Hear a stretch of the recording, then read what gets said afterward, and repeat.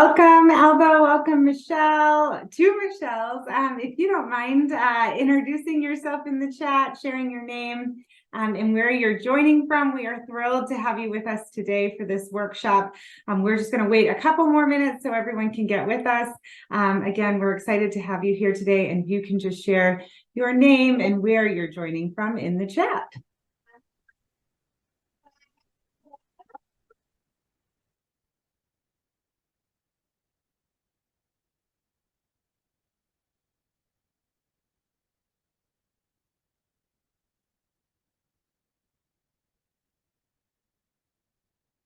Hi, Michelle. Great to meet you. Welcome, welcome.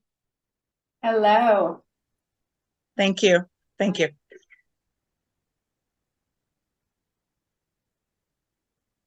We'll get started here in just a moment as folks join. We are thrilled to have you all here with us today. We'll get started here in one more minute, just making sure everyone is joined and ready. We are excited to be here today. If you haven't had a chance, if you can put your name in the chat and where, your location of where you're joining from. My name is Kim Igwe, and I'm joining from Charlotte, North Carolina.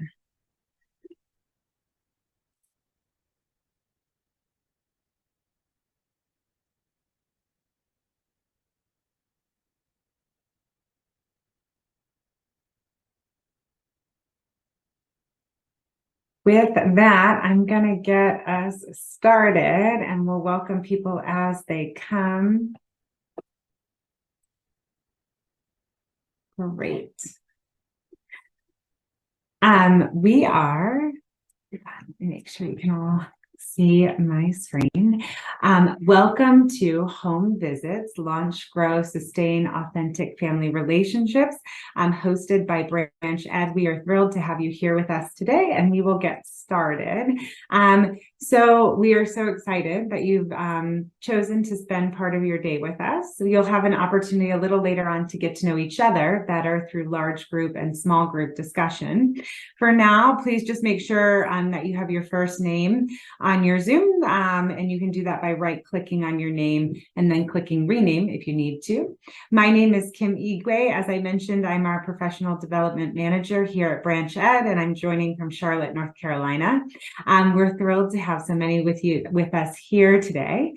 We have a couple new faces in the room, so before we get started, I just wanted to share a little bit about Branch Ed and what we do.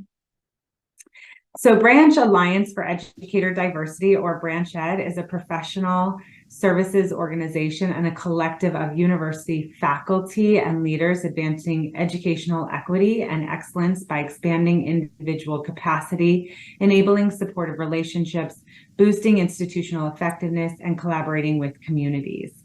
Branch Ed's commitment is to achieve sustainable programmatic transformation, leading to improved outcomes for diverse educators who, by extension, benefit all students by preparing them to thrive in a heterogeneous society.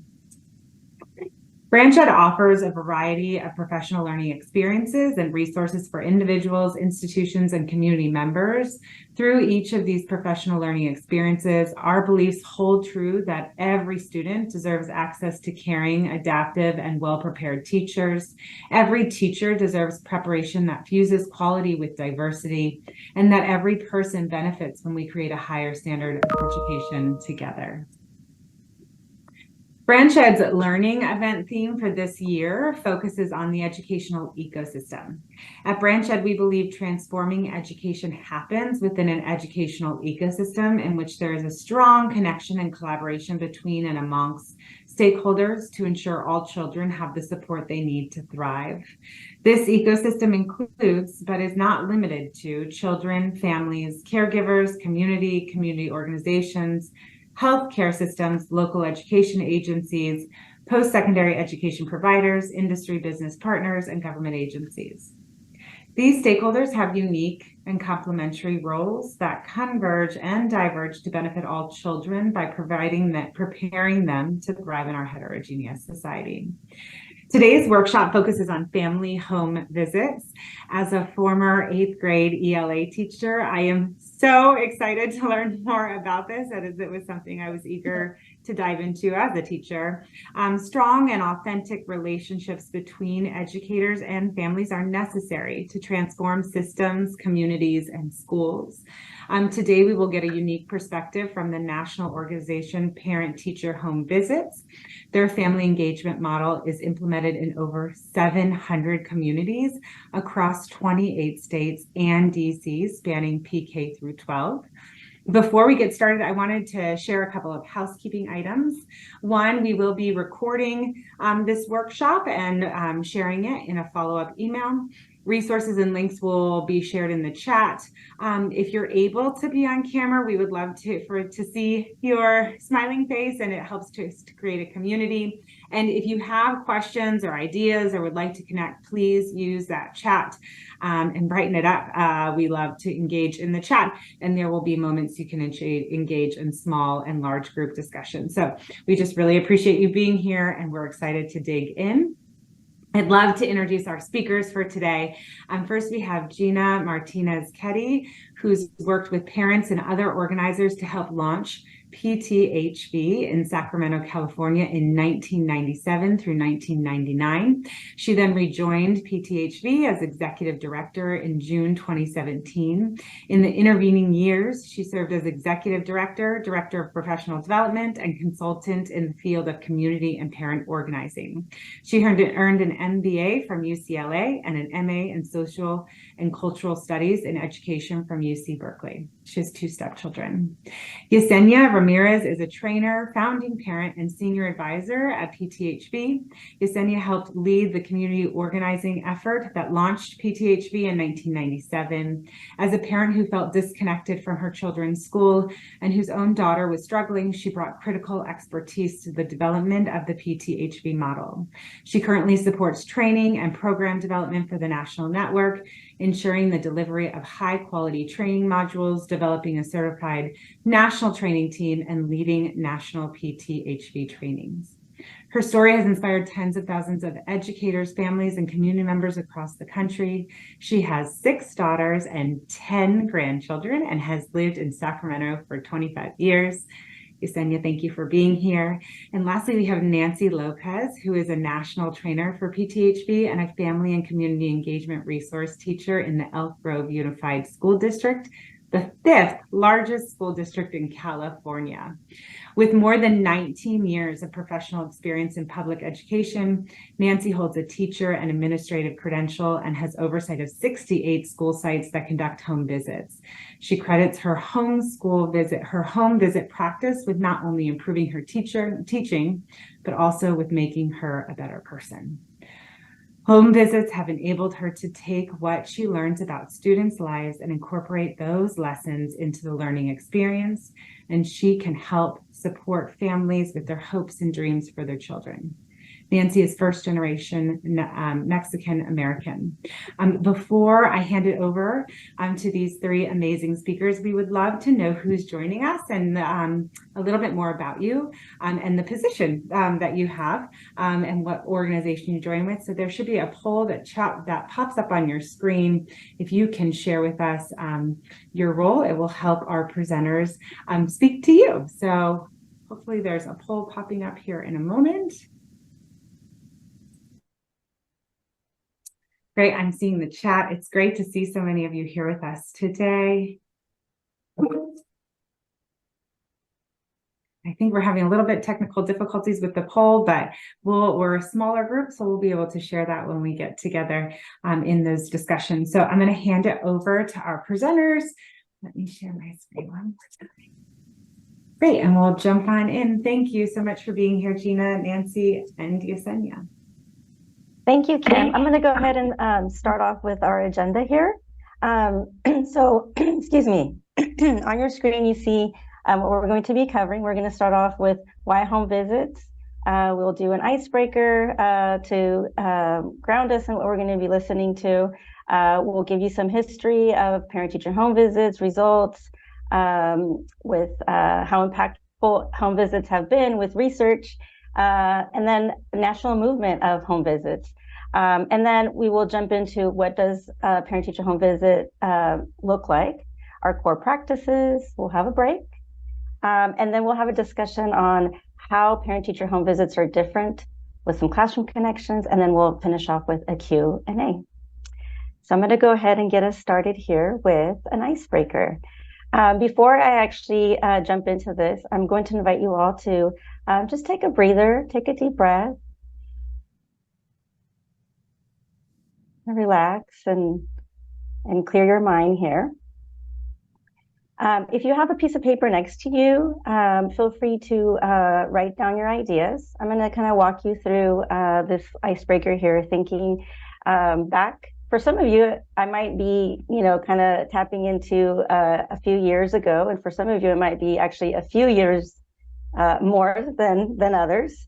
So I'm going to invite you to go ahead and close your eyes. Feel free to turn off your cameras, turn your cameras off for this part, just so that you are comfortable and you are thinking of a person that impacted your educational life. Okay, so I'm going to walk you through this. So think of that person. Maybe that person's face is popping up in your mind right now. You have a name for that person if you want to write their name down on your paper there. And I want you to think of when I asked to think of a person that impacted your educational life, what kinds of things came to your mind? Maybe some of you are smiling and you're thinking of those things that they did with you and for you. You're thinking of those moments. You're having that feeling of, maybe in your heart and your mind, just thinking of what they did. And how did they make you feel? When I asked you that, what made you go to that person? Okay. I'll give you a few moments there to think. Feel free, like I said, to write those, write some words down. I'm going to invite you to use the chat box also to type in a few of those words that came to your mind as I was walking you through that. Maybe a feeling that you had. How did you feel when you were thinking of that person? So again, feel free to use the chat box. And then I'll give you a few seconds here to wait, and I'll start reading some of those words that come up.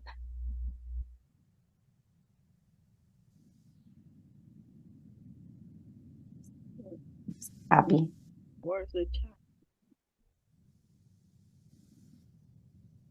We are a small group, so feel free to unmute too if you'd like to, and share out some of those words that come to your mind when I was walking you through this icebreaker.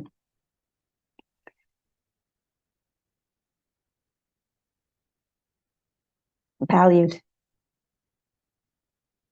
She had high expectations for me while also getting to know me as a person. Nice. Mrs. Velasquez made me feel loved and cherished. Whenever I think of my person that impacted my educational life, I go back to 8th grade. During my 8th grade year, well, actually during my 7th and 8th grade year, it was very difficult for me. I am, as earlier in the bio, I am first generation Mexican American, and both my mom and dad are from Mexico. And so it was really difficult for me growing up. I didn't feel like I connected with anyone. I'd go to Mexico and I wasn't, Mexican enough. And then here I wasn't American enough. So I had a really difficult time connecting, making connections, fitting in. And I had a teacher in 8th grade, an English teacher that just by asking me how I was doing, how are you, Nancy, and greeting me in the mornings, and looking at me in the eye and really asking me how I was doing, she connected with me. I felt like she valued me. She would remember things I would tell her. I would just mention little things and she would ask me later about them. And she would say, hey, how was that? You were sharing with me 2 weeks ago about this. How's that going? And then I would talk to her about it. I cannot tell you what we did in her class. She was a fabulous teacher, but I can't really tell you like, oh, she also taught really, well.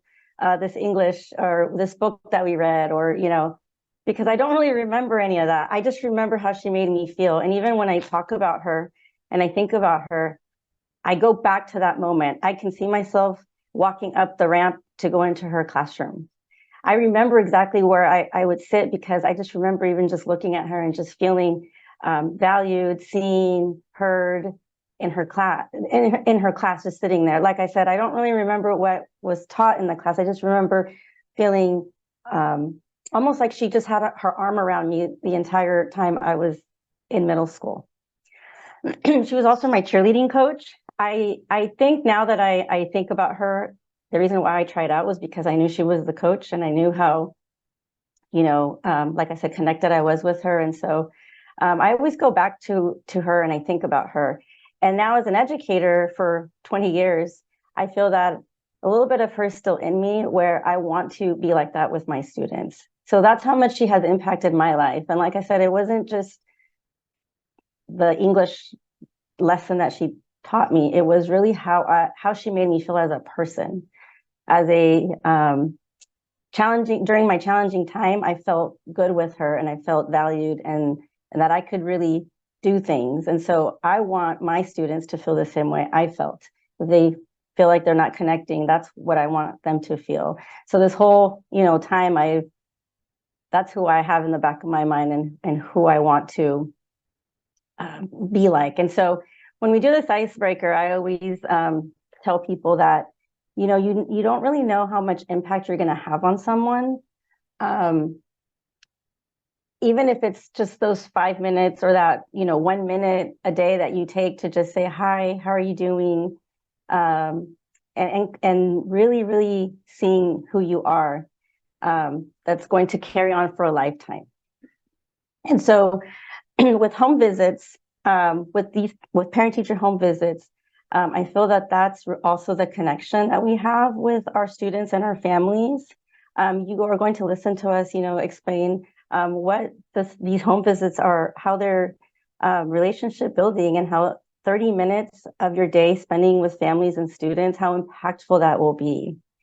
And so as I'm seeing the comments in the chat of, who your impactful person was, I go back to my teacher, Miss Bombola, and how she made me feel. And a lot of the same, seeing visible, cared for, holding high expectations. That's what she did. And it wasn't just with me, it was with everybody. So I feel that all those people that impacted your life, I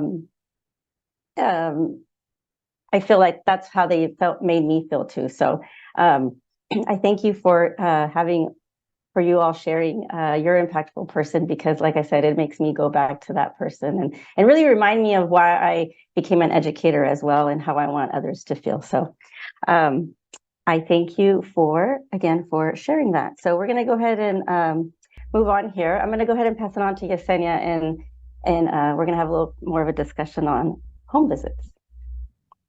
Thank you, Nancy. Oh, I really enjoy that icebreaker.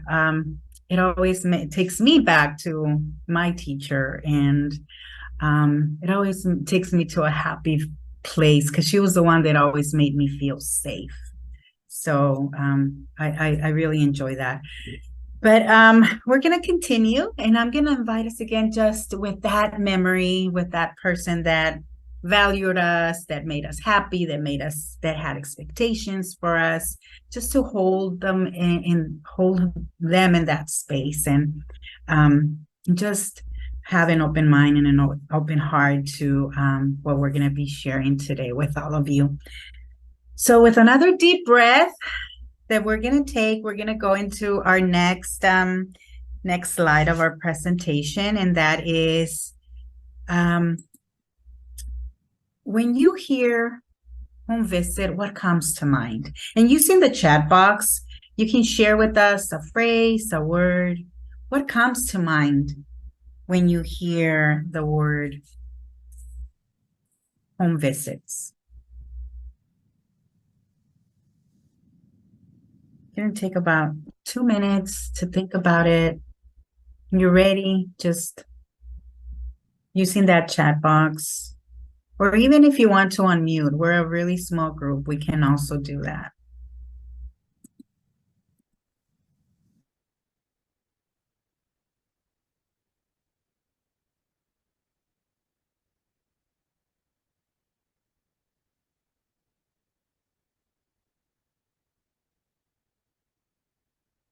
Anxiety, social, entertain friends, relationships, connecting with parents, feel welcome at school.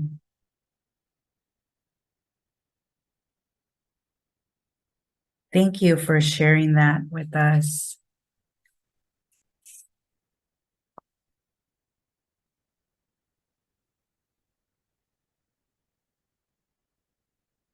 So let me share a little bit with you of what I thought about when I heard the word home visits. And I'm going to share with you a little bit of the history of parent-teacher home visit and how it came to be.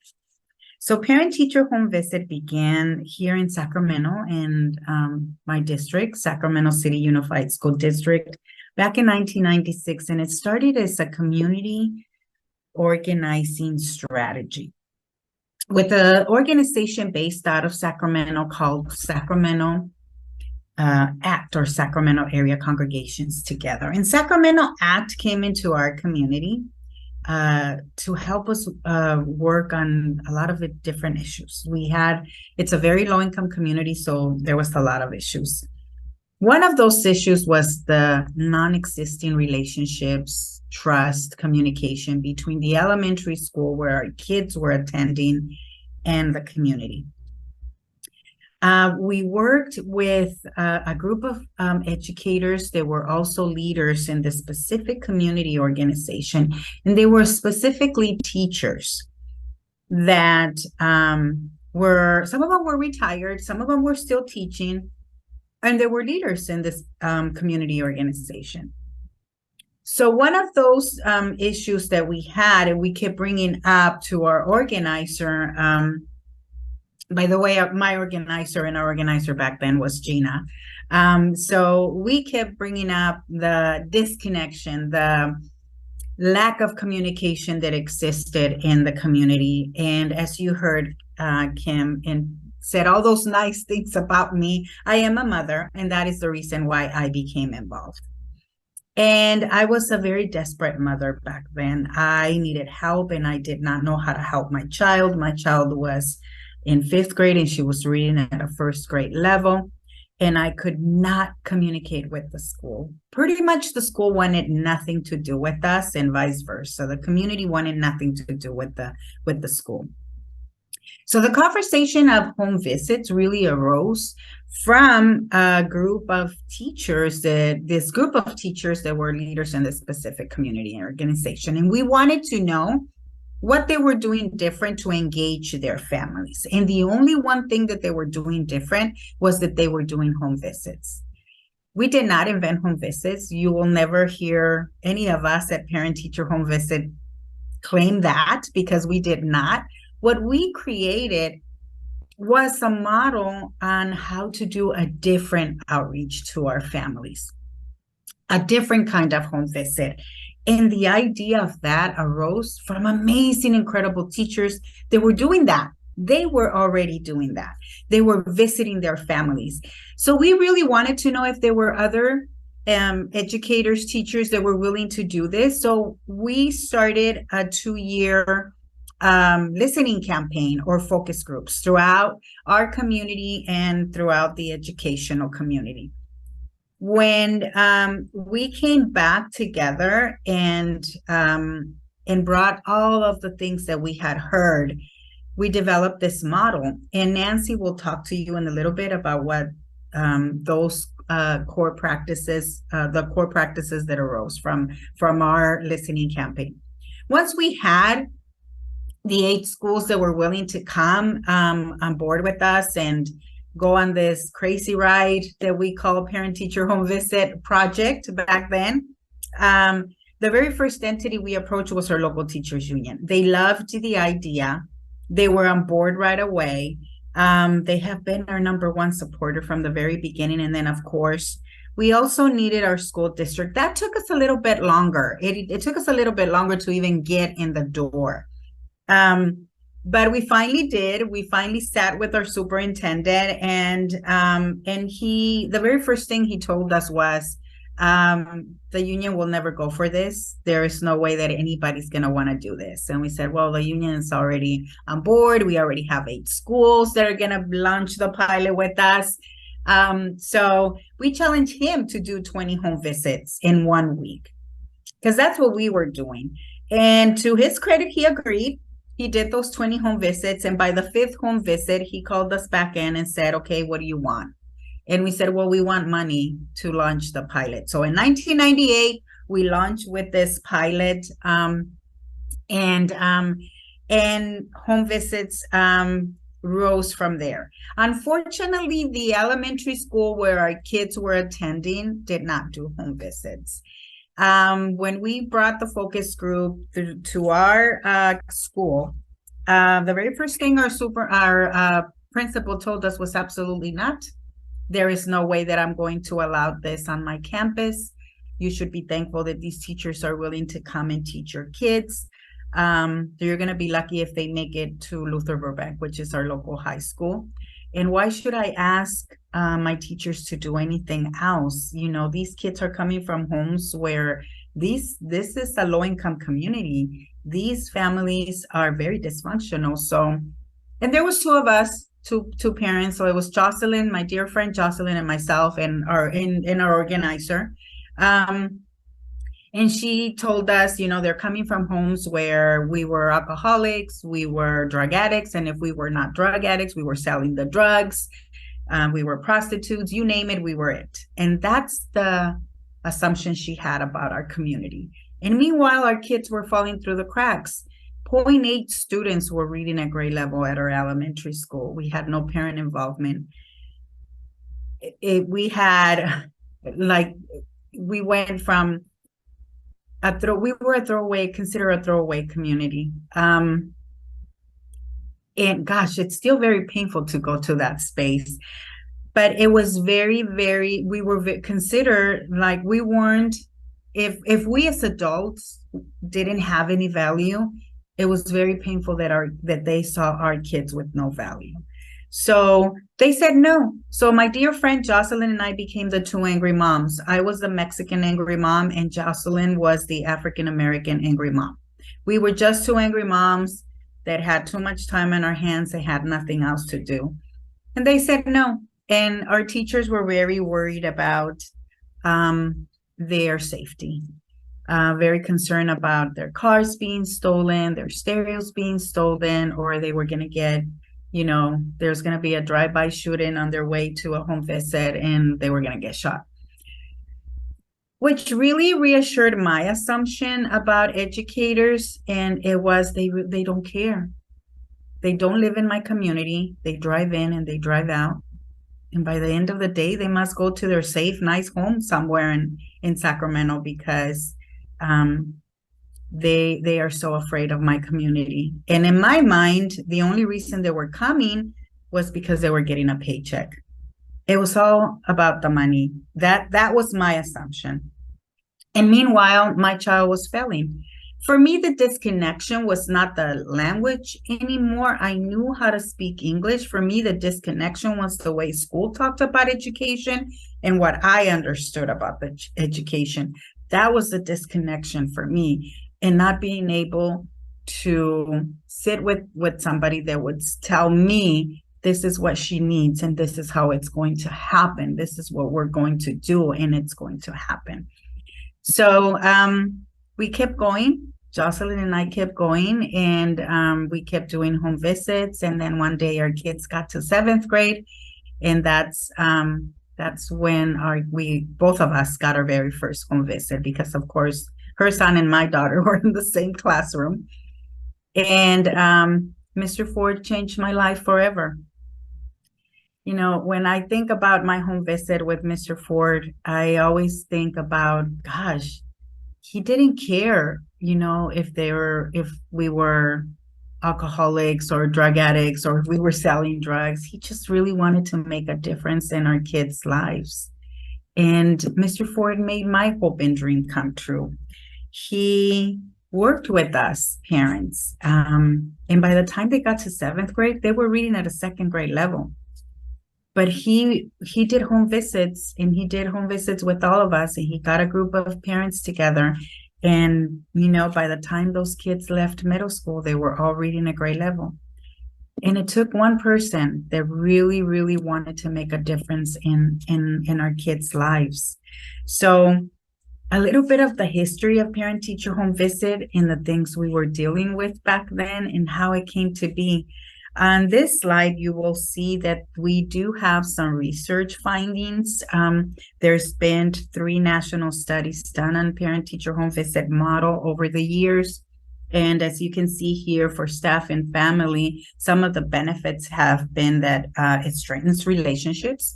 There is shifts in mindsets, which is really, really important, I think. And it's one of the key components of the success of parent-teacher home visit, because it really shifts our mindsets about each other.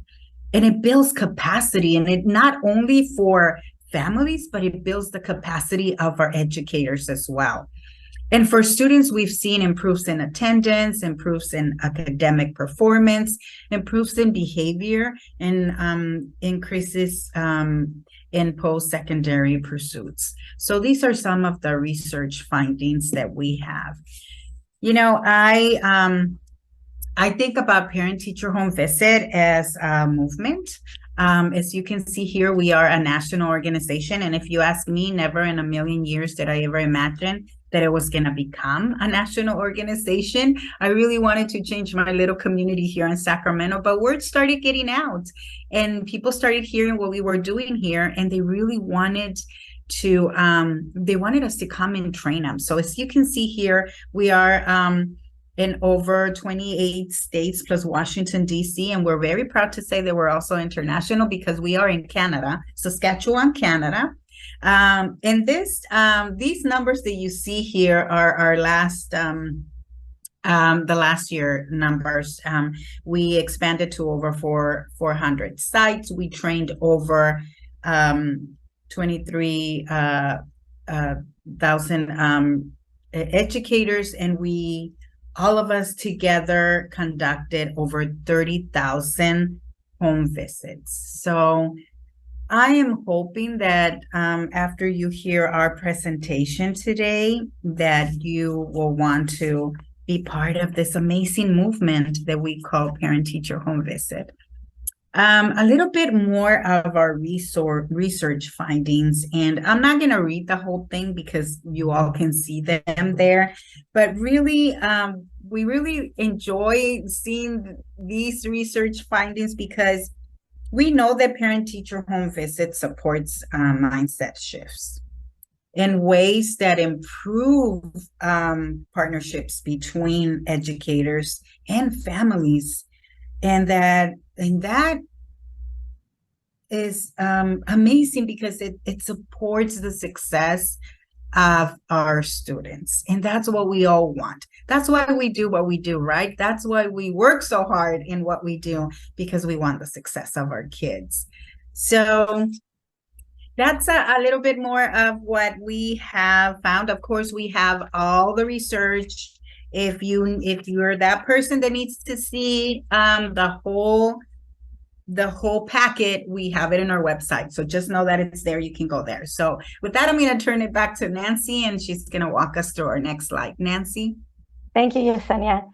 So on your screen here, you see the 5 core principles of parent-teacher home visits. Now, these are the same 5 non-negotiables from back 1996, when all of the groups where the families, the district leaders, educators got together to really see what visits will be impactful, relationship building visits. And so this is what they came up with, and this is still what we continue using, even with the pandemic and transitioning into virtual visits at the time when we couldn't go to our homes to visit our students.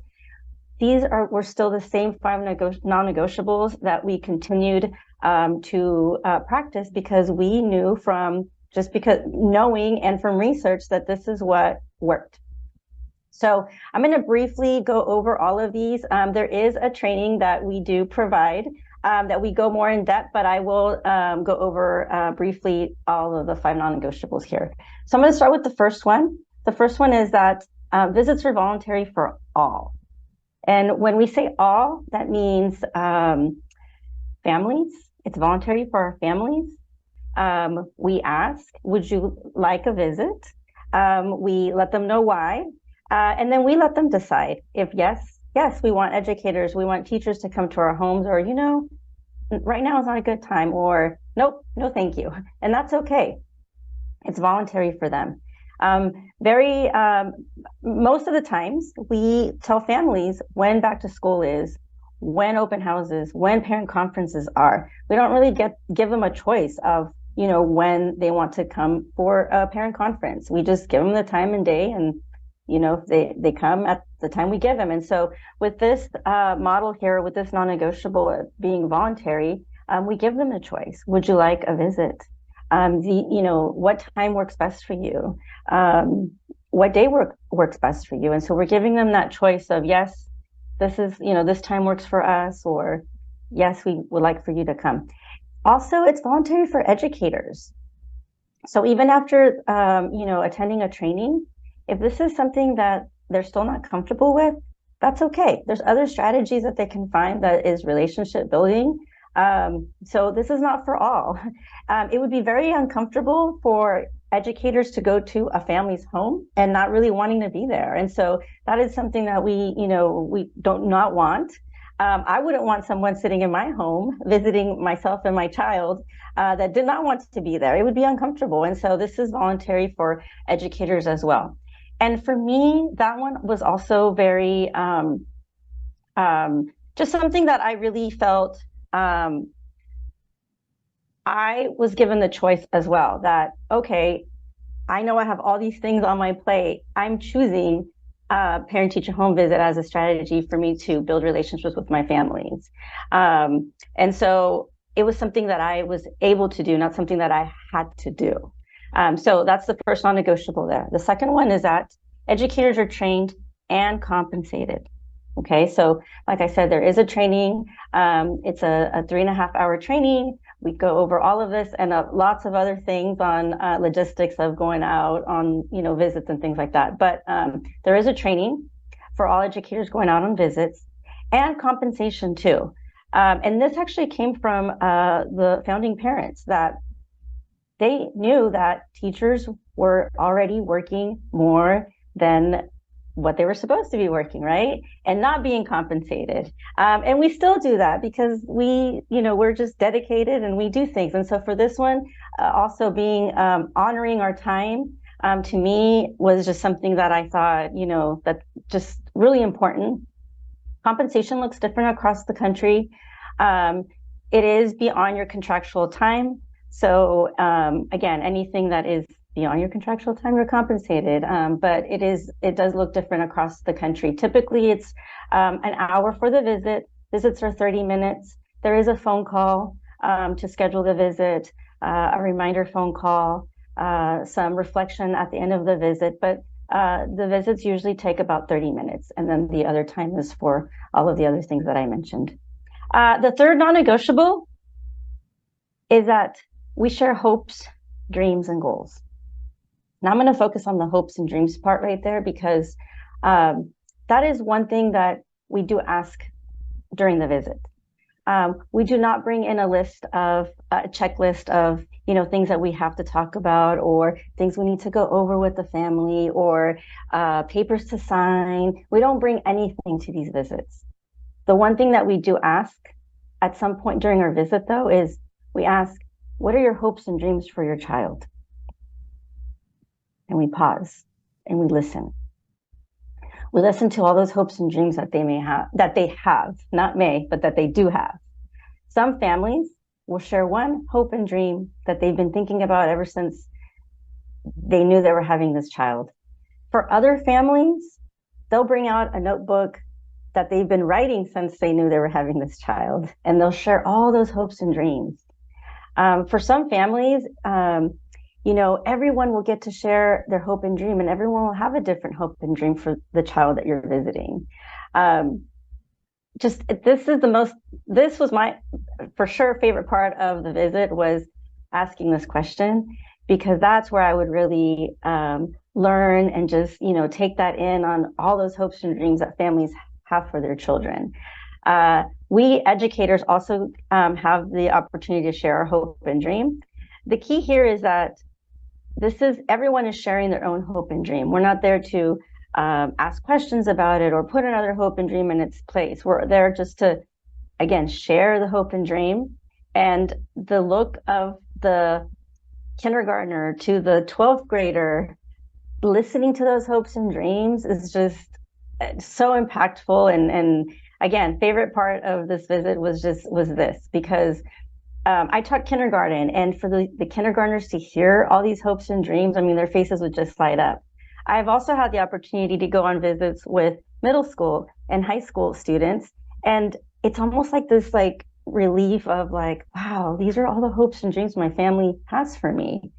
So again, that's the key here is asking this question on what are your hopes and dreams for your child. The fourth non-negotiable under this model is that we do not target students. And this is a foundational strategy that we want to make sure that all students have the opportunity to be asked, would you like a home visit? Would it be okay if we come over and conduct a visit? So this is something that is for everyone. We do not target students. We do not target, let's just say we don't target because there are attendance, issues, or because there's behavior issues. This is something that all students have an opportunity for, and all families have the opportunity to be asked if they would like a visit. It's just, we want to make sure that we're, like I said, just given the opportunity for families to be able to go on a visit with them. The fifth non-negotiable is that educators go in pairs and reflect. Now, for the pairs, that's really anybody at the school site that has attended a training and, again, is willing to go on a visit. And the reason why this is really important is because if we think about maybe, let's just think of incoming maybe kindergartner, or an incoming 7th grader, or an incoming 9th grader. Having a visit from 2 educators from the school site and meeting 2 educators from the school site gives families the opportunity to know 2 people from the school site and be able to communicate with them. And, if they happen to be on campus and they see these 2 educators that came to their home, it builds community. Maybe they see them at an event at school or at a football game. And, it's just a really nice way to, again, have them meet 2 people from the school site. It doesn't have to always be the classroom teacher, although typically that's the most natural person that will go, but it could be the classroom teacher and maybe office staff, or classroom teacher and a resource support staff. So anybody from the school site that is trained and willing to go. And then reflection is very important. Those 2 educators that go on the visit to reflect on what did they learn, the assets and wisdoms of the family, that, what is it, how can we use, these skills back into our school sites. For me, that was the best part, because it just was the best way for me to get support, because as a teacher, I needed all the support that I can get. And so what better way to have that support from my families? They would tell me, Ms. Lopez, anything that you need, please let us know. I'd be more than happy to help with whatever it is. And sure enough, I'd take them on that. I would invite them to our site garden to help, with the gardening. I am not a good gardener. All my plants are they're fake plants, because I cannot do that. But my families would come and help me with this. And so school events too, we would have, celebrations or, just different things. And I would invite them to help me with that. So again, it was just a good way for my partner and I to reflect on, how can we get more support from our families this way. The reflection piece is also really good though, because oftentimes we hear things differently, we interpret things differently. And so it's a good way for us to really, have a discussion on, okay, is this what I heard or was this, but again, the most important part there on the reflection is to really just reflect on that hope and dream. How will we, use the hope and dream back into our classroom and our site? The home visit is a two visit model. The first visit typically happens in the summer or in the fall. Now, it doesn't always happen that way, but it just makes, most sense to visit in the summer or fall to build a relationship. We focus on hopes and dreams. In between, there's two-way communication. We're communicating with families, inviting them to our, back into the school site, events, things like that. And then the second visit can happen anytime in this winter or spring. And that one can be focused on academics.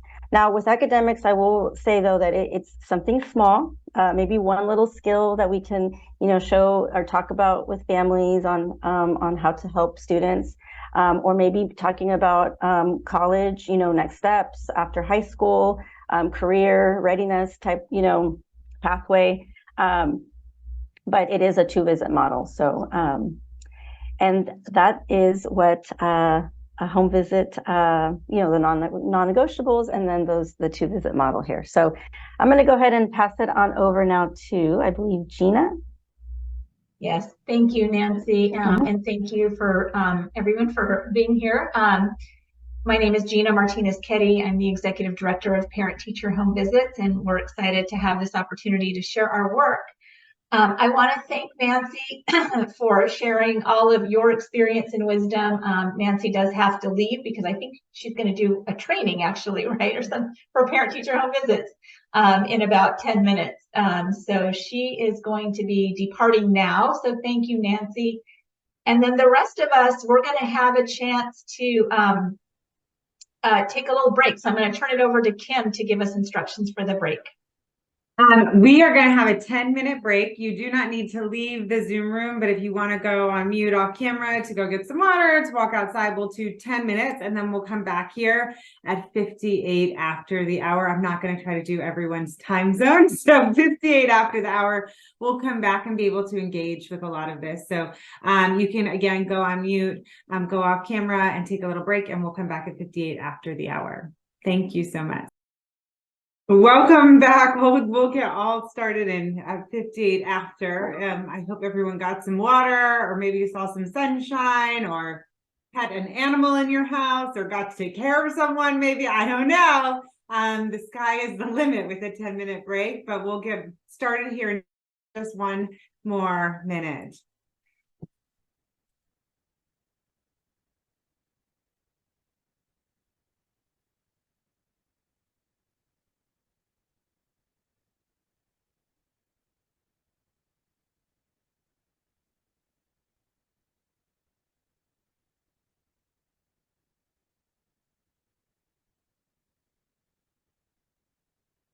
We have some very interesting spring weather going on here in Charlotte today. It's getting up to the 80s. My neighbor is over here spring cleaning her garage, and I was like, it's not spring. It's winter. It's winter. I grew up in very rural Northeast Ohio.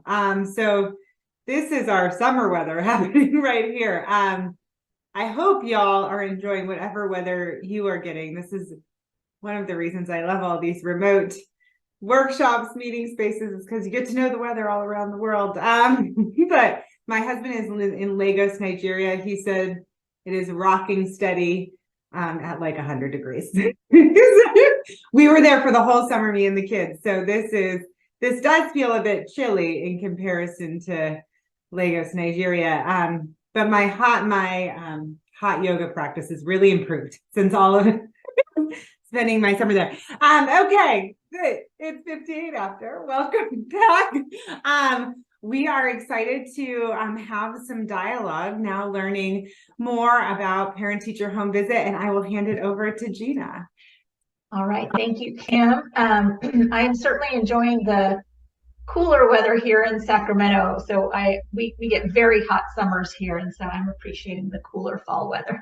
So, all right, I hope you all had a good break. We're going to kind of take what we heard from Yesenia and Nancy before the break and talk about it in different ways. So we were initially going to get in small groups, but I think we're a small enough group together that we're going to stay together as one and talk with each other. So one of the things you heard Yesenia talk about earlier today was that we know from the research and we know from people's experience, and Yesenia shared her own story about it as well, that the parent-teacher home visit practice really has direct results on student outcomes. And so, you know, we want to strengthen that connection between what we learn from home visits and what happens back in the classroom.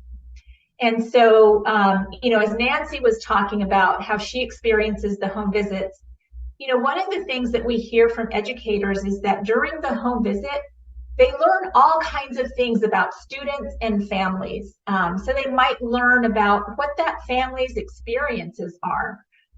They might learn about what the family likes to do together, what their interests are, or they might learn what motivates that child, right? Or they might learn about their history. They learn a lot about students and families during the home visits. And so again, we want to try to strengthen that connection between what we learn during home visits and what goes back into the classroom, because we know it will have an impact on student outcomes.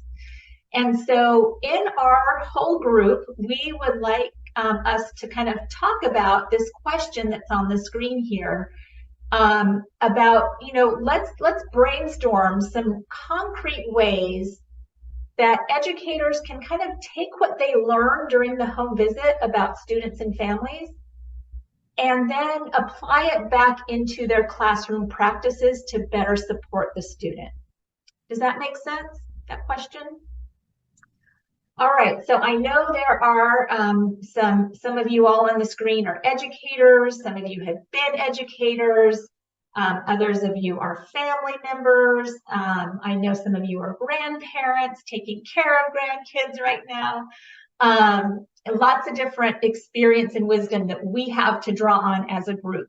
So I would like to, again, we're a small enough group. Feel free to unmute yourself and let's just begin to throw out some ideas about how educators can take what they're learning about students and families and apply it back into their classroom practice.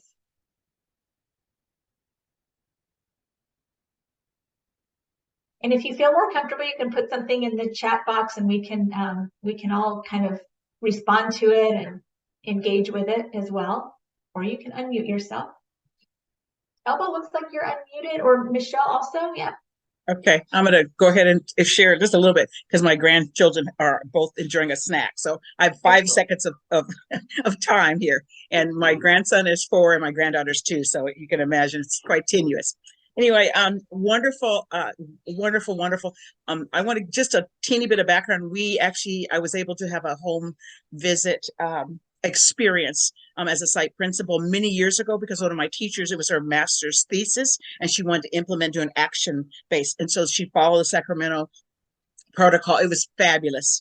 And we were able to get, you know, teachers and I went to set the tone myself and the psychologist went out first. I mean, it's wonderful. The only thing is that we didn't have the buy-in from the district, you know, to pursue it, paying the teachers for it, but the outcomes were fabulous. We had break down barriers, break down language, broke down some things about racism and not knowing environments and communities. We saw more parents coming to school, want to be involved in the classroom, in their school's learning, in committees. I'm being selfish. It was a dual immersion program. It was actually very first dual immersion program in Venture Unified. And I was really fortunate to be the principal. So I got a chance to speak about the program and who was in the program. I mean, it's just a wonderful opportunity. And we did volunteer. And we had parents and families from different grade levels. The families loved it. The kids loved it. Parents didn't want you to leave when it was over. I mean, they wanted to feed you. And I mean, it went on and on and on. It's a beautiful experience. Unfortunately, we did several families. We were only able to do it one time, and we took gifts. We took pieces of literature, children's literature, to the home as a gift, a thank you gift for allowing us to have a few moments of their time. On top of that, building the family connections and parent involvement, it's just rich. It's just such a rich, rich, rich endeavor. And I just wish all schools and all families had this opportunity. As the leader, I was able to really connect on a different level and be very, very comfortable.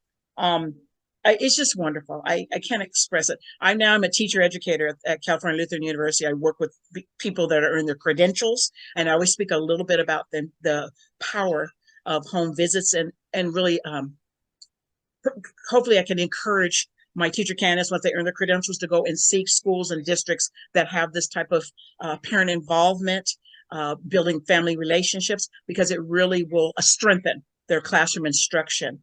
And anyway, I just speak from we actually backed our research at the very beginning to get this go with Miriam Wright Edelman's work with the National Children's Defense Fund, because my teacher candidate working on her master's needed the research piece. And so I connected her with that, and we kind of started and launched it from there.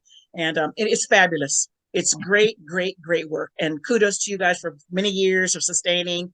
This was back in the early 2000s. I was at this site from 2003, 2011. So it's amazing work. And I wish all schools, all districts would do this, because it would just really, it would break down so many negative barriers we have about people, and would be a powerful tool to enlighten all of us as human beings. So I will be quiet now because they're starting to finish their snack. So, so I'm back to grandma. I'm back to grandma time now. Thank you guys so much for allowing me to share. Thank you. Thank you so much, Michelle. That is so powerful to hear that. I see Heather is having some ideas about you being a spokesperson. So we'll need to connect. I think, we hear over and over, I mean, just seeing the enthusiasm in your face about that whole experience and the barriers that it broke down, we see that so often across the country. And it's so great to hear it every single time. And we know also that it's about the relationship, and it's about the incredible feeling that we get when we participate in a home visit. And we know that it can have those really concrete outcomes for students to improve how they're doing in school, improve how they're engaging, and make them feel a greater sense of belonging, right? So I see, Lucy, you have your hand up. Elba, I know you were unmuted before, so if you'd like to raise a point also, I'll let maybe Lucy, if you want to chime in, and then Elba, if you want to go after Lucy, that'd be fantastic. Yeah, hello. Thank you so much for having this. My name is Lucy Bollinger, and I am a program specialist for our Family and Community Engagement Department here in Elk Grove. So I get to work closely with Nancy Lopez.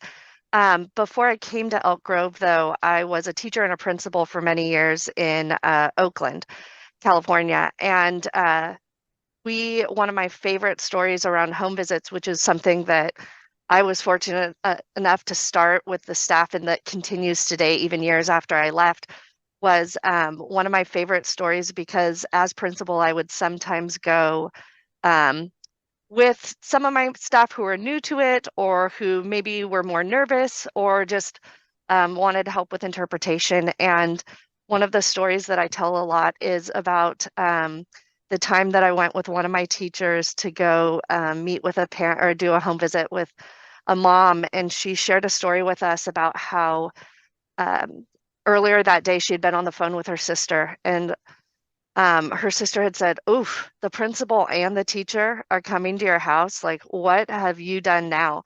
And she said, "No, that's just the way things, that's what we do here at the school." And that just spoke to me more than any other level of feedback could, about just the culture and the shift that we saw at our school. Going back to the question, though, I think some of the more powerful things even extend past just the classroom, but to the whole school. I think of the power of the debrief between teachers if they went together, admin and teachers, as well as classified staff and teachers. Many times at my school, there were classified staff members who, either because of home language or just relationship building, they had stronger relations with certain families. And so just to hear the learnings that came from both of them and to see that teaming, which sometimes can be more separate at school sites. In addition, I think the collaboration between teachers, when we would have teachers from the current school year go with the upcoming teacher, and just for the families to see the teachers working together, learning together, moving past kind of that historical kind of negative idea of like, this is who the student is written out on a piece of paper, but more of a way of kind of that warm handoff to the next teacher and for the family to meet.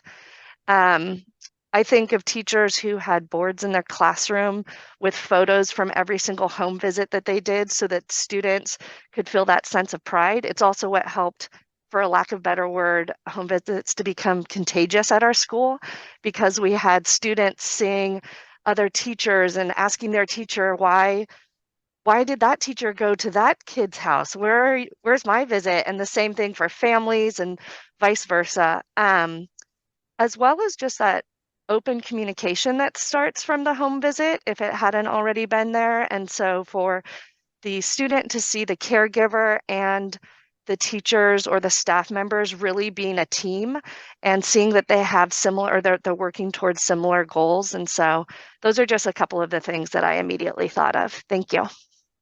Thank you so much, Lucy. That is so powerful to hear how this practice, I always say that, you know, the home visit practice has the potential to change individual outcomes, but it also has the potential to change entire classrooms and entire schools, maybe even entire school districts, right? One of the things I want to add on to some of the research that we've done, one of the findings that Yesenia talked about earlier is that the research showed that students who receive home visits show significant increases in academic proficiency, especially in English language arts, and they show reductions in chronic absenteeism. But what the research also found was that when schools did home visits with at least 10% of their student population, those schools saw similar increases in academic achievement and similar decreases in chronic absenteeism at the whole school level. So even for students that did not receive a home visit, they started showing those same kinds of outcomes. And you know, we haven't done the research to find out why that is, but our theory is that it's because of those things that you were talking about, Lucy, how it changes teachers, first of all. So, and teachers, as we know, teach all of their students at once, not just the ones they do home visits with. But it also has the potential to change the school culture. It changes the way people interact with each other. It changes not only families and staff, but also it can change the way staff interact with each other, right? It can build a sense of community there as well. So, so yes, it has that potential to change at all kinds of different levels. Thank you for that, Nancy. Elba, did you want to share anything? I know you had unmuted earlier.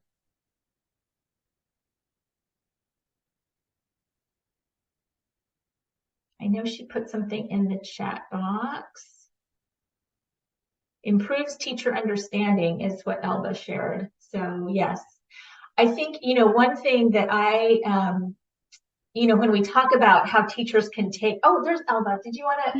Yeah. I'm sorry, this keeps going off. Okay, at least I see my space in there. I have done a lot of, well, not a lot, on my own, not all published, but I have done a lot of research and experimentation kind of thing on the homeschool visits, because when I started, and that was back in 1972, I started in a very poor neighborhood working there, and I am middle class, if you wanted to classify me as something.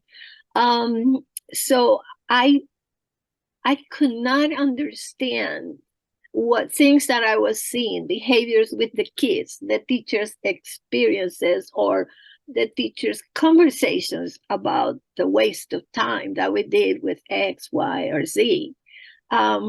We also had materials that, like, if we had the storybooks, or the toys were subtracted and taken home, and other times that the books were torn. Pages from the storybooks were torn, and it bothered me a lot.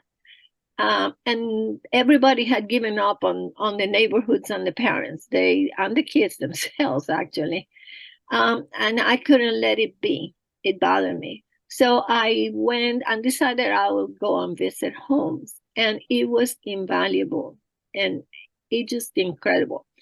How poor the kids were, how things were, the purposes that we had for materials and concepts, they applied it a different way because they did not have the wealth of resources that we did have elsewhere in schools in the world.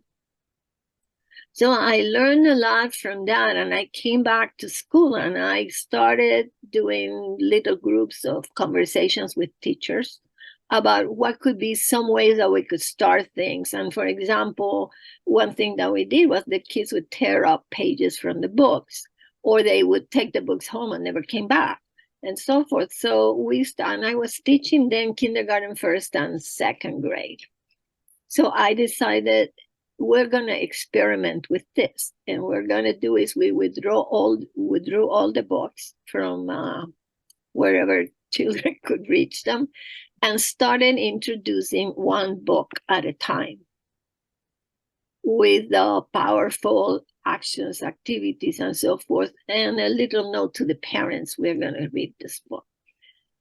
And the idea or the concept was, if the children can find something in the book, whether it is something that we talk about, whether it is something that's shown or whatever, that they kind of fall in love with or like, that is going to be the protecting agent. The book is for enjoying, for looking, for powerful ideas, whatever it was. We did this for a year, one book at a time and so forth. And then after a while, we let them take them home, and the books came back totally protected. No dirt, no nothing, no scratched pages, no pieces missing. But so that was the change in behavior for the kids themselves and the teachers, thinking that these kids were a waste of time and impossible to teach. But for us also, it taught us that there were homes where things that we thought and took for granted were used, repurposed, let's say, or used in a different way. For example, when we send the books home, the children were so poor that, they couldn't buy paper for many things, including hygiene. And they would tear the pages because that's paper, and that helps with cleaning and so forth. So we learn a lot from understanding that the purpose, it was not ill, it was not that the parents didn't want to do something, it was the parents were poor people. So they did not understand the value of a priceless book for which the school or the teachers invested a lot of money. They couldn't understand that because they could never reach that level of having the power to go out and buy a book for the kids. So the repurposing of the paper, if nothing else, and this is a simple example of the many I saw, but repurposing the purpose of a book and a paper help for both sides. And we had more investment that year. By the second part of the year, it took us a while to get developed this. But the reinvestment in both, the teachers bringing in new projects and toys and so forth for the children to be allowed to take them home to with the trust that they'll be back, for the love that the children develop of books and the reading time and the languaging that goes with all that reading and discussion and so forth. That was very powerful. And as I said, that was back in 1972. So ever since then, I've been involved first in the public schools for years. I was teacher. And then I went to, after my master degree and then my doctoral work. And in there, it was the same thing. I was researching things that related to parents. And every time the experience was so powerful both ways, because parents first see you there and you have a conversation and enjoy the time. And the other one was that kids were telling us about things that we didn't see when we drove to the school, because most teachers drive to the school and leave at 3 or 3:30, whatever, in a hurry, because you got to beat the traffic and get home and you pick up the kids, your own kids. So they learn a lot with that. And I did a couple of studies on that. And I think 1 or 2 got published. But it is invaluable to go to the home. Yeah. Because you see also how some behaviors are that you see in school are apparent, and what meaning that behavior has in the home versus the school. Yes. So I congratulate you for this wonderful project. It's just awesome, and I hope you keep doing it with every teacher in the US and even the world that can learn so much from simple BOS. Yeah, thank you so much, Elva. That's so, it's such a amazing story, because I think what I heard from you anyway was just about kind of the differences that we bring, right, when we meet somebody new, right? Or the differences between what the school values and what the family values. And not that either one is right or wrong, right? They're just different.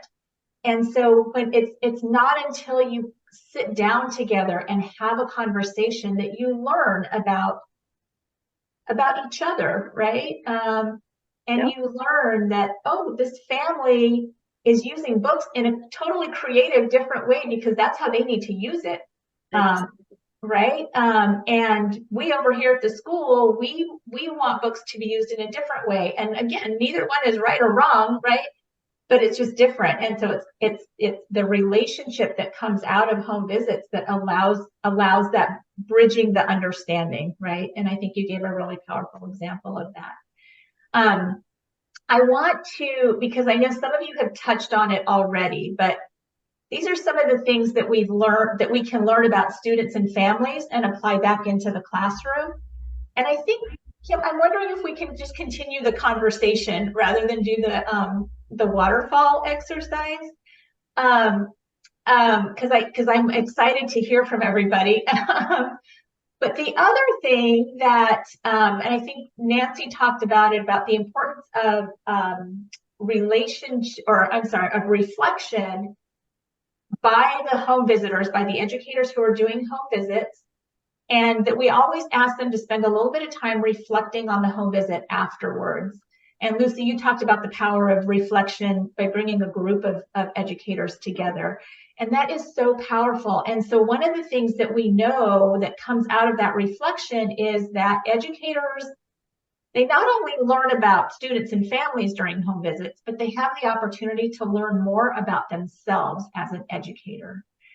And so I would also like to ask us to kind of toss around some ideas about what are some ways that educators can take what they learn about themselves and apply it back into the classroom.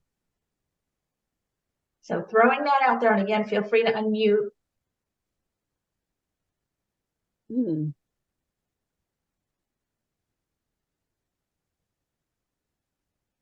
I think I'm gonna just jump in there real quick. That starts with the whole cultural proficiency work that we've all been doing for many, many years. You have to know yourself in order to know where your biases and your challenges are, your weaknesses, in order to really know yourself and to be honest with yourself, in order to open up to be able to grow. So the home visit piece is like, it's like perfect. It just breaks down so many stereotypes, so many negativities. And if I could share just one real quick little piece, I was hired many, many years ago, because I've been in this profession almost 50 years. I was hired by a small school district when I first decided I was finishing my credential, and I was going to be a bilingual teacher, brand new Title VII grant, during for early 80s.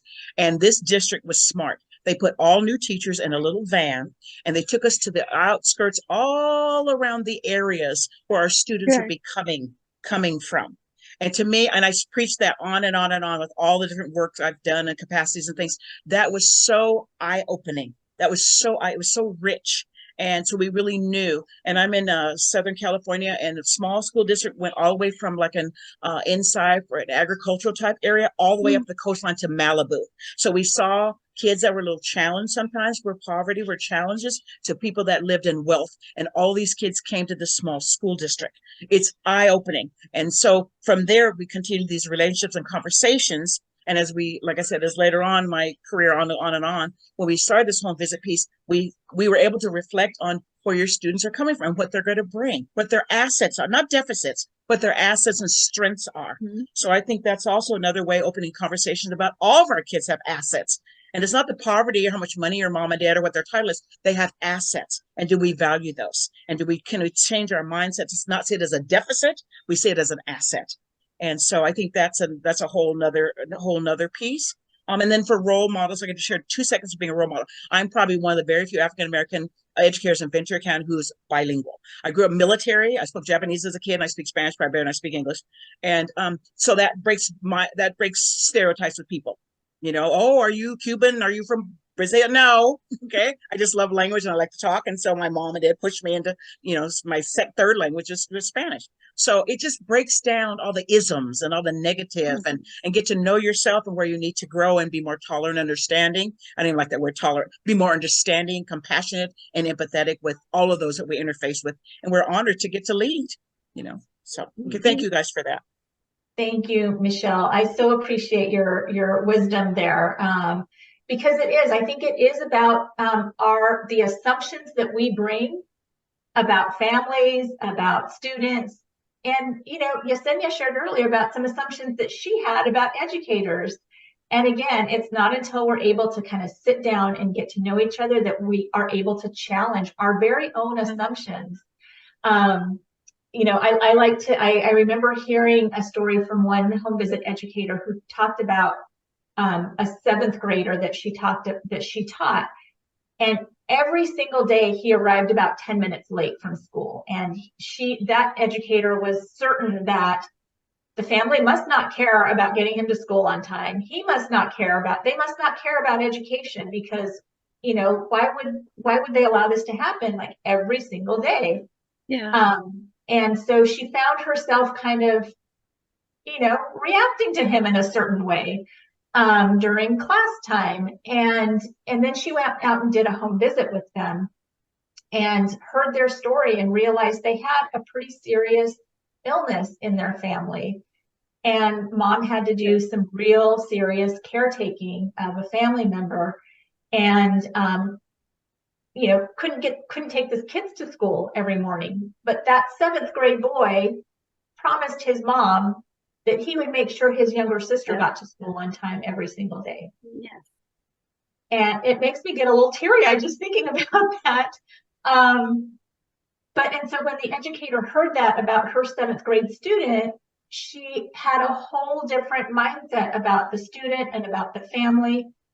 And she said, this student does not need my judgment. This family does not need my judgment. This family and the student need my support. And so how can I help them figure out a different way? Or how can I accept it and help him get caught up after those first 10 minutes of class? Whatever it might be, right? And so those are just some really, really small, they seem small, but I think they're really big, right? They seem small, but how we can take that information that we're learning in in the home visits and apply it back into the classroom. Right. Elba, I see you're unmuted. Sorry.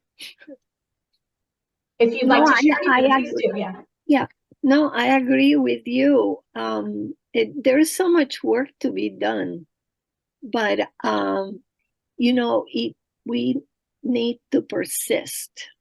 You can't give up because there are so many other demands from teachers, from the parents themselves. In today's world, it's not easy to to have children in school and do and commit yourself to do more. Yes. But absolutely. whatever it is that they can do and that we can understand and apply in our field, in our classroom, whatever, that would be invaluable because things have to change somehow. Yes. Yeah. Thank you. Thank you, Alba. Lucy, I see you have your hand up, and then Heather, I see you wrote something interesting in the chat box, so I'd love for you to share after Lucy. Yeah, so I think along with what Ms. Dean was just sharing about, just about the identification and reflection on teachers or staff members in general's own biases, I think also it just, when we know so much is on our teachers' plates, on our admin's plates, just reflecting though on that time management piece and recognizing the impact and the power of that home visit, that while it is time set aside, the exponential support, success, et cetera, that comes from the other end of that. I think that that's something, especially not just time, but also looking in our districts in terms of funding, like recognizing that, yes, time sheeting teachers for trainings, for attending, but then recognizing the impact, or as you shared in that data slide around both attendance and academics. In addition, I think it just helps with teachers understanding families as partners and seeing how they can work together. As we know, learning starts at home and continues at school, but just really reemphasizing that, as well as just the idea that a home visit, while it's one event, it's more of a process. So this is part of that family engagement piece that's ongoing. And then finally, I would say, I think it's been a great time for staff members to reflect on, especially as someone mentioned, when they might feel anxiety or they're nervous about it, for them to also then empathize with the families, which in some cases, if the teacher is nervous, imagining then the family, where in some cases, formal education or their own experience in schools, speaking a language in addition to English, just all of those things, how those can come up, and just, I feel like that mutual empathy is also impactful. Thank you so much for that. And I think it's a perfect segue to maybe Heather's comment as well. Yeah, I was gonna say, I think Lucy's seen the same things that I have. The thing that I saw when I was the district support for PTHV practice was that a lot of teachers, and especially my white women teacher colleagues, who were working in schools where there were a lot of immigrant and refugee families, for whom they didn't know, right? The teachers didn't know, but assumed that the families, the adults in the home, would not speak or understand or even just prefer to communicate in English. So I saw that teachers would like hesitate to reach out, like, oh, well, I can't call, right? Or, oh, I need an interpreter. And like Miss Yesenia said, right? Miss Yesenia didn't need an interpreter, but teachers don't know. And so they hesitate and then they get scared. And then especially when there might be a language barrier, teachers just won't do it, right? And then they find out after home visits, like, oh, actually, lots of people have some English. Lots of people are just fine for you to call them, or they prefer a text or whatever. And so then it invites this reflection from teachers where they go, whoa, why do I assume that, right? And especially in St. Paul in Minnesota, where I was, like some of the families from Somalia, the adults had come to the United States in the early 90s, late 80s. they had English just fine, right? But there's this assumption that, oh, I can't do that by myself. So I think that that's a fascinating thing that educators learn is like, wow, why am I scared of other grownups? And I can do this. Yeah, I so appreciate that. I think, and you know, just as we talk about having greater empathy for the families, I think it's also two-way, right? Let's have greater empathy for ourselves, or you know, as educators, or for educators to have empathy for themselves as well as they enter into this, you know, practice where they might not feel comfortable, and the families might not feel comfortable, and that's okay, because in a way, it kind of levels the playing field, right? We're all kind of making ourselves a little bit vulnerable here by sharing a little bit about who we are and reflecting on ourselves, right? So thank you so much. I have loved this conversation, and I just want to, time-wise, it's kind of time to move on to our Q&A section. So I want to invite any questions that you might have that you want to throw out there, or we can just kind of continue the conversation if anybody wants to add to it. You know, I'll have to kick us off, and then if you want to put questions in the chat, or if folks want to raise their hand or come off mute to ask questions, but we work with a lot of teacher candidates. So Heather, I think this builds on what you were getting to. I think of my younger teacher self in going into people's homes, worrying about stepping on toes, kids being like, you're coming to my house to do what? You know, like them being more nervous than anything else as the child in the dynamic. So I guess I have a couple questions. One, teacher candidates, I love that there's a model involved. So there's a clear path, right, of how to approach the hopes and dreams. There's like a clear path. Can you speak a little bit more in how to prepare, or like, I know there's a training, but how can teacher faculty who are preparing teacher candidates who might not be involved in the program but are interested in doing home visits, how can they start that kind of conversation with teacher candidates? That's one. And then the second is around students. Where do students come? I know we've talked a lot about families and teachers. Would love to hear more about the students and how they show up in the conversation, or how they're asked to engage in the conversation. Great questions. I will say that we have such a huge interest in your first question, well, on both questions, but your first question, like, we think that really the way to, you know, Yesenia talked about the movement earlier today, and really the way to change schools and the cultures of schools is to get those new teachers ready to come into schools and do these kinds of practices, right? So we've actually had a long-term partnership with Sacramento State University here in Sacramento. And I'm going to ask Yesenia to talk a little bit more about her experience, because she goes in every year with another teacher trainer to provide training to teacher candidates. And then because we have you know, a number of schools in our area that actually use the parent-teacher home visit model, a lot of times, not every time, but a lot of times, those teacher candidates can get placed in schools with a teacher that actually does parent-teacher home visits. We would love to replicate that model elsewhere. And so if anybody's interested, let us know. But Yesenia, I know I've heard you talk about what training teacher candidates means to you, and so I just want to ask you if you want to chime in on that. Sure, thank you, Gina. Yeah, I'm always sharing that they're my favorite trainings. I've been doing trainings for 25 years, but they are absolutely my favorite trainings. They are so eager to learn and so excited to go into the classrooms. They're so energized.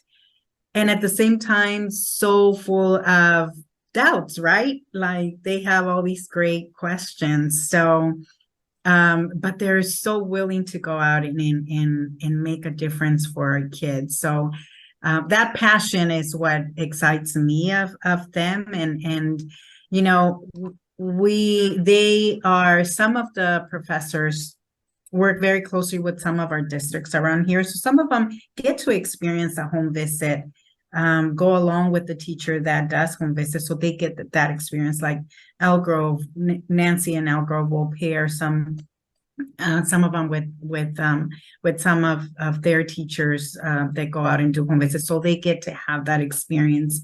But yeah, I've been doing trainings at the university since 2001. And again, they are my absolutely favorite because they're so energized and excited to go into the classroom. And I think for me it gives me an opportunity to, as a parent, I love to take my role as a parent when I do the trainings at the university, because I really want them not to be afraid of the what ifs, of the assumptions, and of all these perceptions that they have of, you know, they're going to come into a low-income community and what is that going to look like, and their fears. So we get the opportunity to really break some of those barriers for them and really be honest, you know, and to me, the connection is like the perception again that we have about each other. Like that is the first step to start working on ourselves and that mind shift, right? And I always share, if the two most important adults in our children's lives are not communicating with each other and are pointing fingers at each other and are fearful of each other, then we can't blame our kids for failing because we're not doing our job. So, you know, I love to be able to have that opportunity with them and really share with them who I am, where I came. You know, I'm a grandmother. By the way, Michelle, I have a 4-year-old out there that keeps knocking on my door as well. My colleagues are used to her because she'll come and pop in. But you know, it's families, we're all different. And in this time and age, it's not just mom and dad. My daughter can show up at school when, you know, Jonah has something happening. I have to go. And it's a family. It's not mom and dad anymore. So for our student teachers to really see that big picture of you're going to go into a classroom and you're not going to, you know, sometimes you're not going to talk to mom and dad at back to school conferences or at, open house or whatever event. You're going to have an entire family, or you're going to have just grandma show up, or aunt and uncle, because we're all helping raise our kids. You know, yesterday I got the opportunity, and now I'm going to move a little bit from what your question, Gina, but yesterday I was so lucky to be part of this webinar, or this session that was done by our community school work that's happening here in California. And I was able to join my colleague Rachel, and they showed us a video that from Chris, and I'm going to say his last name wrong, but I think it's EMDIN. And he talked up, and I loved him. I fell in love with him, and I have to read his book now. It's called Street Data. But he talked about how we cannot teach our kids if we don't walk the same streets they walk. So for me, that's what we've been doing for 25 years with Parent Teacher Home Visit. We're walking the streets that our kids walk to be able to understand where they're coming from, and to be able to break those barriers and those assumptions that we make up about each other. And I learned this years ago, right? I learned this through I'm a product of a community organizing organization. I was a leader first, way before I was any of this. But there's a lot of people that still don't understand our communities. And if we don't walk the streets that our kids walk, we're never going to be able to understand where they're coming from. and to see what they get to see. You know, maybe what that motivates our kids to come to school is happening on their way to school. You know, maybe there's a mural that they like to walk by every day, and that motivates them. And if that's what they love, let's learn about it and incorporate it back into our classroom. Let's motivate them to come to school. We can't have perfect attendance. We can't have all, you know, fill all the little boxes that need to get filled if our kids are not there. And if we don't motivate them to get there, it's not going to happen. Sorry, I know I'm preaching to the choir, but I love talking about it. Thank you, Yesenia. I just want to add one thing about this pre-service educators. I think a lot of time, and I don't know every teacher preparation program out there, but I think a lot of times it's hard for people in teacher education and in school districts and just generally to think about family engagement as part and parcel of teaching and learning, not just something that's nice to do off to the side, right? But how do we really recognize how important it is to the work of schools, of teaching and learning? And so I think that's really kind of a mindset shift that our institutions need to make so that we can do more of this work and that is really integrated into the life of school districts and teacher education programs and so forth. I know we're bumping right up against time, but I do want to address your second question, Kim, about the role of the student. I would say in virtually every home visit that happens, the student is present and they are participating in the conversation. And I think from what I hear from families and educators, that one of the most powerful things during that home visit is that hopes and dreams question. Because as Nancy talked about, when the family members answer that question, the child's face can light up, or maybe it's the first time they've actually heard what their family's hopes and dreams are for them. And it gives them a real boost, right? And also when their educator talks about their hopes and dreams. But also the students themselves answer that question. And a lot of times, again, it's a moment for both families and educators to learn more about what motivates that child and what that child's vision is for themselves, right? And so if a child says, well, I want to be a paleontologist, well, gosh, that's an amazing hope and dream. And how can we support that student in doing that? And how can the teacher then make sure there's resources around paleontology to motivate, like as Yesenia said, to motivate that student in that classroom and support that learning. So there's some great comments in the chat box too. Thank you so much for this conversation. It's been so rich to hear from all of you. There's the grandkids. And I'm going to turn it back over to Kim for some closing remarks. Thank you. Gina, Yesenia, Nancy, Heather, thank you so much for sharing your work with us. We just can't thank you enough. And we are excited to continue this relationship and continue learning from y'all. For Elba, I think Elba had to jump off, but Lucy and Michelle, we have other events as part of the Brandshed learning events. So we have nuts and bolts webinars. Those happen the first Wednesday of every month. And our next one is actually around fathers' engagement in the classroom. And then we also have virtual workshops like this. There's some pop-up workshops. Mixed reality simulation is also a component that we're incorporating into our learning events. So where you can actually try out some teaching moves in front of some avatars. So and there's institutes, there's plenty of different events we have, and so we just invite you to look at our webpage to find out about more, and we would love to see you at a future event. Here's a couple of our upcoming ones. Again, our webinar sorry, for this next coming month is with family engagement, and then the following month is with fathers.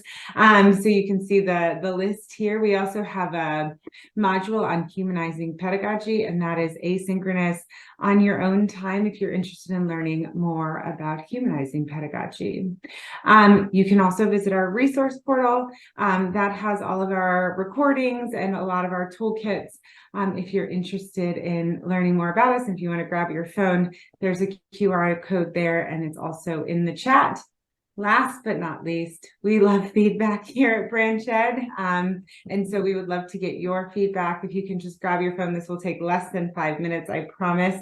I will also send it in the follow-up email, but we would really enjoy your feedback and learning about your experience today. So you can either grab that link in the chat or use your phone and take a picture of this QR code.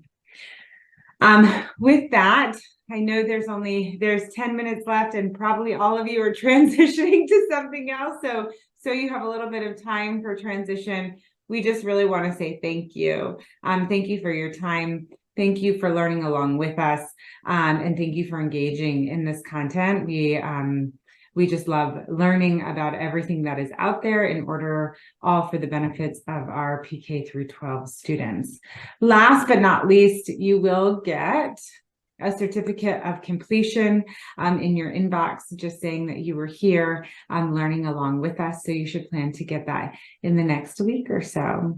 And with that, I'm going to leave the QR code on the screen in case you need to take that picture. Otherwise, we thank you for your feedback and thank you for joining us.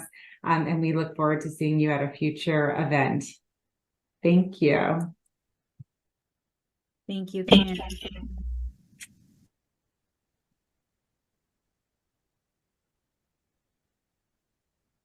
After you give us your feedback, you're happy to pop off so you can get ready for that next meeting or go get a glass of water or walk around. Thank you so much, Michelle. Thank you so much.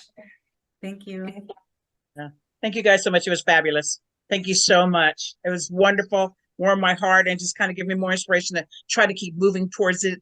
The importance of our teacher candidates, brand new, getting out there, learning how important this is a part of their teaching and learning instructional package. This is part of it. The relationships, it's just part of it. It's not a separate, it's integrated, and how important that is, and for us to get to know each other as humans and teach our children. So I thoroughly enjoyed it. I really did. Yeah. Thank You guys be well and keep the good work up, okay? And You Heather, too. thank you for the lovely comment. I do a lot of talking, honey. I talk all the time, okay? But I think as educators, that's our responsibility. You know, we're the ones that have been blessed and have the opportunity to gain an education, earn an education. It is to move it forward. So very, very important. And I also think people from marginalized communities like myself, being African-American, I think it's our obligation to keep speaking to break these barriers down. So anyway, I'm going to be quiet now. I'm going to use that 5 minutes of transition, and you guys be well and keep up the good work. It's fabulous.